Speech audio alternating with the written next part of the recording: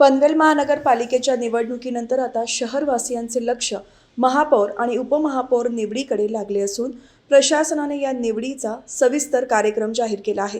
राज्य सरकारने महापौर पदाचे आरक्षण जाहीर केल्यानंतर प्रशासकीय पातळीवर हालचालींना वेग आला असून येत्या 31 जानेवारीपर्यंत पनवेलला नवा महापौर मिळणार असल्याचे स्पष्ट झाले आहे। प्रशासनाकडून देण्यात आलेल्या माहितीनुसार महापौर आणि उपमहापौर निवडीची प्रक्रिया 3 टप्प्यांमध्ये पार पडणार आहे। पहिल्या टप्प्यात 24 ते 25 जानेवारी या कालावधीत महापौर निवडीसाठी विशेष महासभा बोलवण्याची अधिकृत तारीख निश्चित केली जाईल।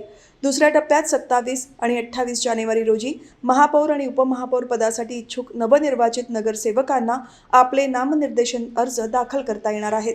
तिसरे आणि अंतिम टप्प्यात 30 आणि 31 जानेवारी रोजी नवनिर्वाचित नगरसेवकांची विशेष बैठक आयोजित करण्यात येणार असून याच बैठकीत अर्जांची छाननी, त्यानंतर प्रत्यक्ष मतदान प्रक्रिया आणि अखेर नूतन महापौर आणि उपमहापौरांच्या नावाची अधिकृत घोषणा केली जाणार आहे। दरम्यान 22 जानेवारी रोजी झालेल्या सोडतीत पनवेल महापौरपद नागरिकांचा मागास प्रवर्ग साठी आरक्षित झाले आहे।